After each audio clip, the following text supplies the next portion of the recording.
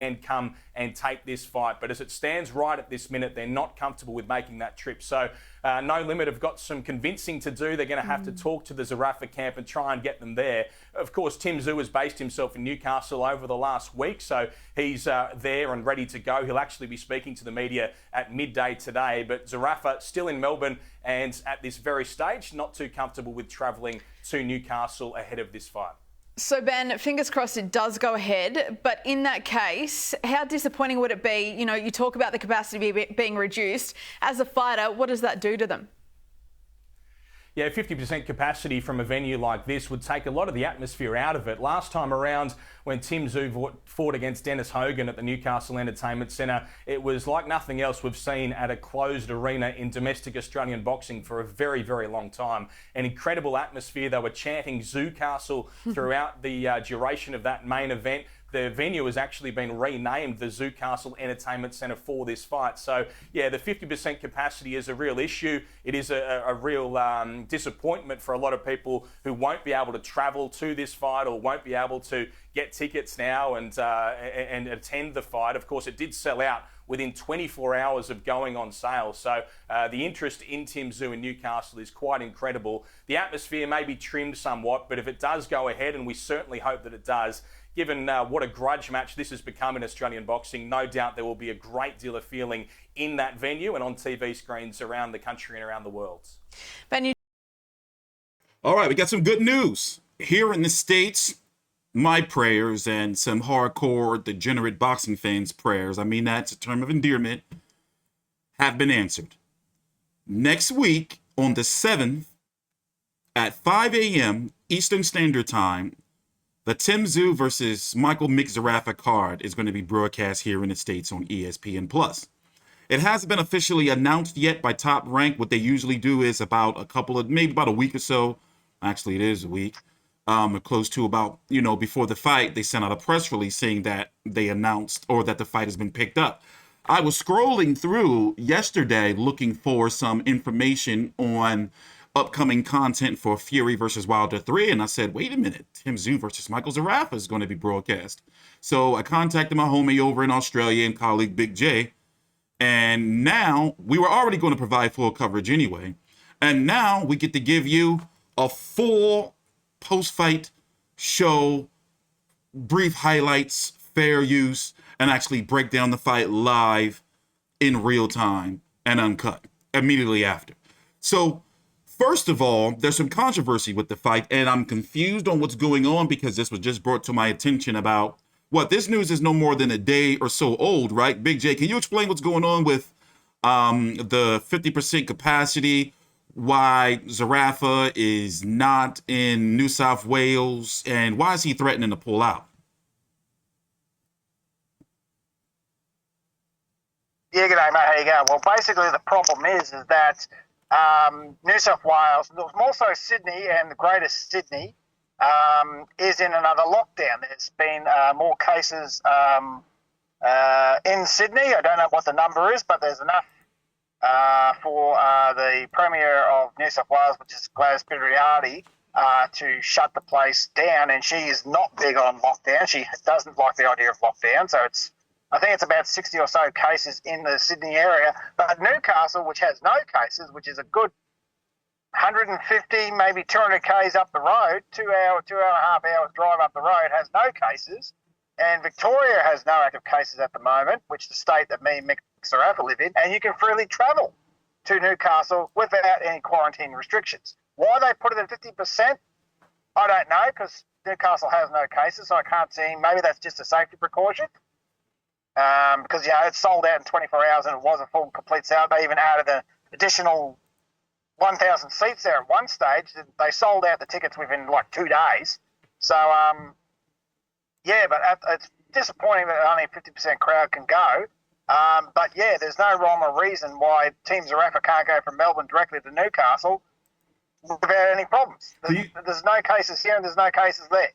Is it mind games, head games? Like, I'm trying to figure out, because basically they're saying that they're uncomfortable with going there because they may there are fears of getting the new strain of the COVID-19. I'm confused, and I'm genuinely confused because remember, this was just brought to my attention not even what 6-7 hours ago, and I'm just seeing this interview from Ben Damon of Main Event and Fox Sports Australia myself.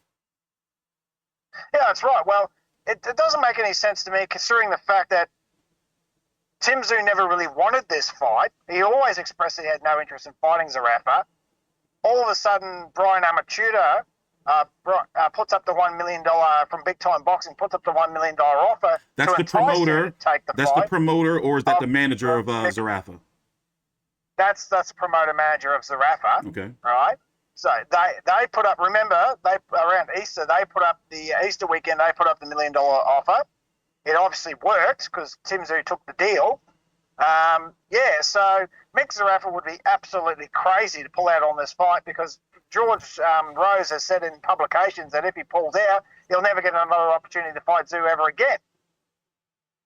So I think it's all just piss and win, personally. This fight's going to happen.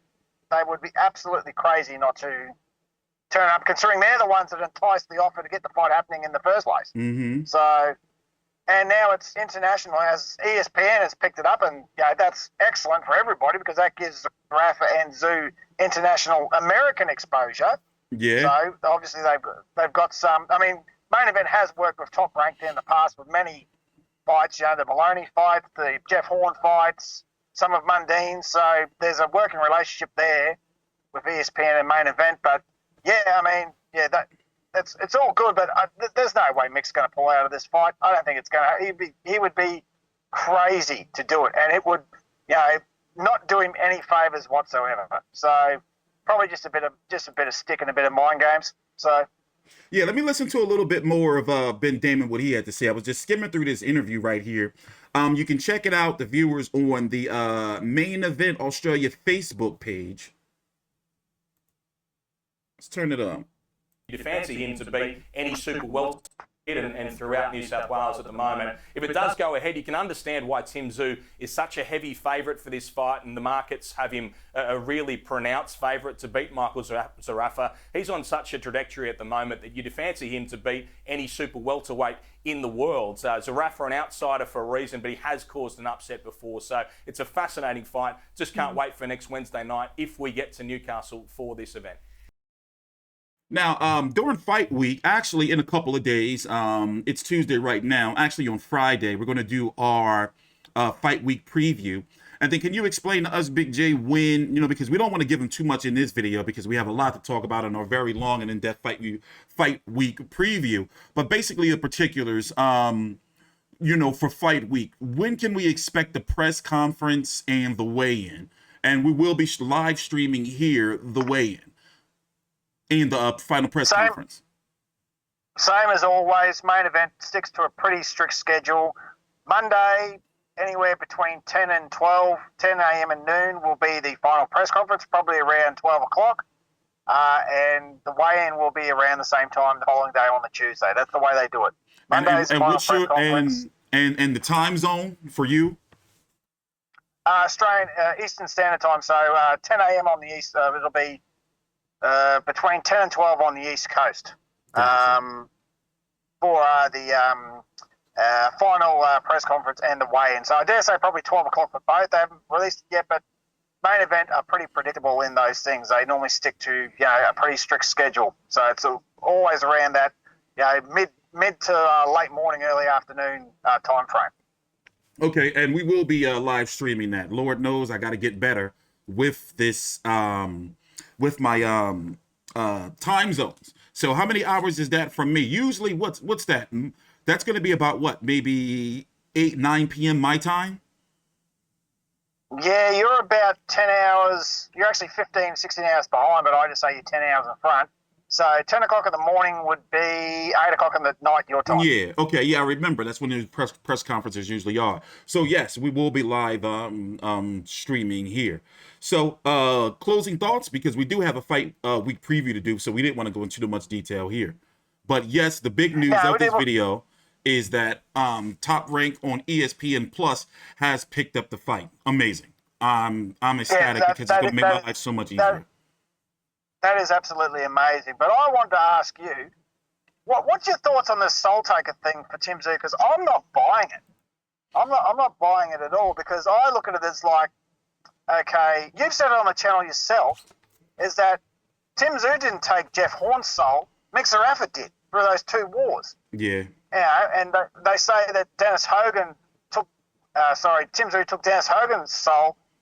Dennis Hogan was beat up because of the Charlo fight and the war they had with Jaime Munguia. Yeah. So I wouldn't exactly say that Tim Tszyu is a soul taker. And they even have it here on BoxRec as the soul taker. Yeah, because I think Ben Damon came up with that. I think Barry Michaels said in commentary the soul sucker or the soul.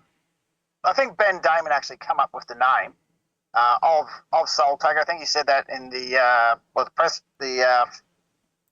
post-fight interview with Dennis Hogan. I think that's when they dropped the name, something like that. But I'd be more inclined to say he's more like a vulture. Circles around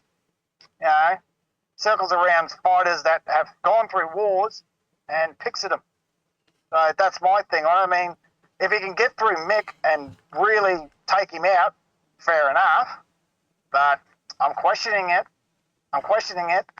So your thoughts? I'm not confident saying that he will either, but I'm going to say what else I have to say for the fight week preview. Remember, Tim Tszyu is 18-0 with 14 KOs. Last 3 wins were Jeff Horn, Bowen Morgan, and Dennis Hogan.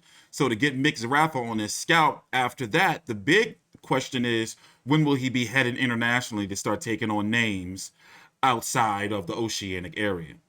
So and sorry, one more point, just quick. Tim is going to have to be prepared to take a pay cut when he goes overseas, because he won't be worth anywhere near the amount of money he's worth here. Yeah, that's another point I want to bring up, because he ain't selling no tickets. He ain't gonna sell no tickets over here.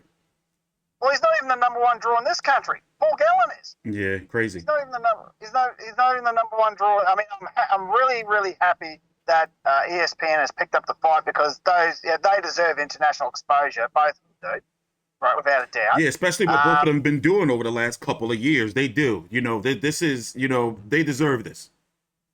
Absolutely. And I'm really edging to see what Tim can do when he goes up against international opponents, because Tim always leaves you with more questions than answers every fight. Yeah. Like, okay, yeah, he beat that guy, but that guy was 2 years off and had the crap kicked out of him by someone else, or he was blown up welterweight, as you say. Yeah, it's blown up welterweight. Yeah, let's see how he goes against a top 5 154 world ranked opponent. Then we can see what's up, because at the moment he's just fighting Aussie domestic guys. Well, we're going to take a deep dive into the 154-pound division in our fight week preview, talking about guys like unified champion Jamel Charlo's fight with Brian Castaño, because Tim Tszyu right now is very, very close. 2 fights, actually. His next fight, if he defeats Zerafa, should be a WBO eliminator. He should be getting a title shot sometime in spring, I'm going to say summer 2022. April 2022. Yeah, April around 2022. About before summer 2022. And right now, as you can look at it, we're going into July. It's June the 29th right now. We are literally halfway through the year, and that's pretty much 1 year away from today. Tim Tszyu should be a world champion, or